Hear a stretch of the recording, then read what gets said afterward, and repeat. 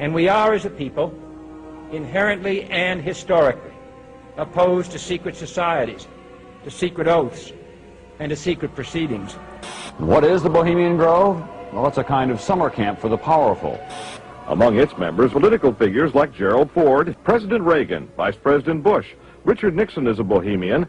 Each year, guests like Henry Kissinger or Zbigniew Brzezinski address members on their areas of expertise. For we are opposed around the world by a monolithic and ruthless conspiracy. It is a system which has conscripted vast human and material resources into the building of a tightly knit, highly efficient machine. By the military-industrial complex. Its preparations are concealed, not published. Its mistakes are buried, not headlined. Its dissenters are silenced, not praised. We can find meaning and reward by serving some higher purpose than ourselves. A shining purpose, the illumination of 1,000 points of light. No expenditure is questioned, no rumor is printed, no secret is revealed. We have before us the opportunity to forge for ourselves and for future generations a new world order.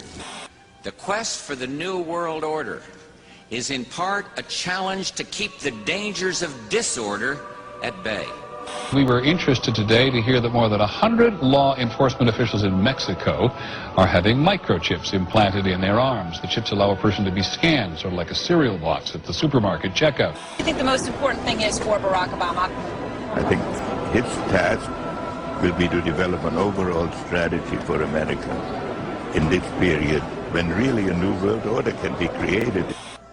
I think a new world order is emerging, and with it the foundations of a new and progressive era of international cooperation. But the burdens of global citizenship continue to bind us together. In this new century, Americans and Europeans alike will be required to do more, not less. Partnership and cooperation among nations is not a choice. You know, there is such a thing as insidious influence. Does it involve bribery? And does it involve some sort of psychological domination of individuals? But what does a new world order mean for countries like ours? A new world order. No world order that elevates one nation or group of people over another will succeed. It's a phrase that I often use myself, that we needed a new world order. So it's going to be an inner ruling elite and then everyone else. And I got news for you. You're everyone else. The whole concept of new world order is something else. It really says that the state is God. You take the roots of that organization and you find out that they created in all of the British dependencies what they call round table groups. Then around those little round table groups they created front groups. We're getting to two levels of government here. One level of government where we have checks and balances, and a higher level of COG government where the constitutional authorities are not allowed to go. The New World Order really is a tool for addressing a new world of possibilities. This is the third leg of the New World Order.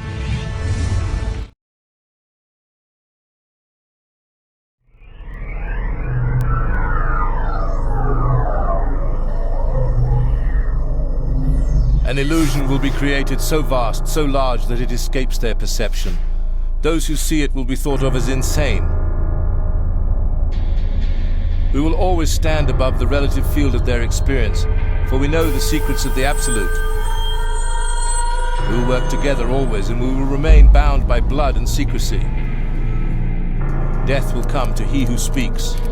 We will keep their lifespans short and their minds weak while pretending to do the opposite. We will use our knowledge of science and technology in subtle ways so they will never see what is happening.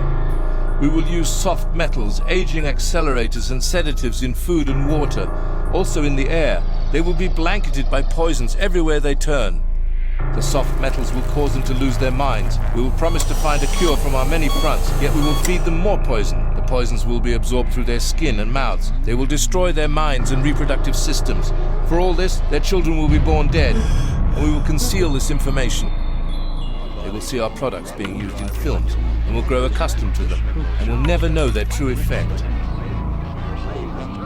When they give birth, we will inject poisons into the blood of their children and convince them that it's for their health. We will start early on, when their minds are young. We will target their children with what children love most, sweet things. When their teeth decay, we will fill them with metals that will kill their minds and steal their future.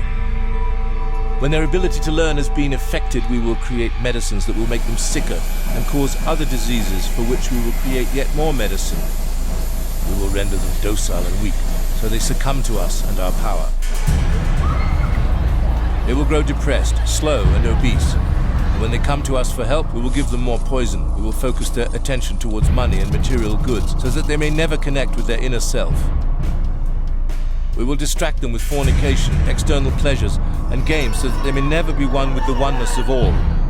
Their minds will belong to us, and they will do as we say. If they refuse, we shall find ways to implement mind-altering technology into their lives. We will use fear as our weapon. We will establish their governments and establish opposites within. We will own both sides. We will always hide our objective, but carry out our plan. They will perform the labor for us, and we shall prosper from their toil.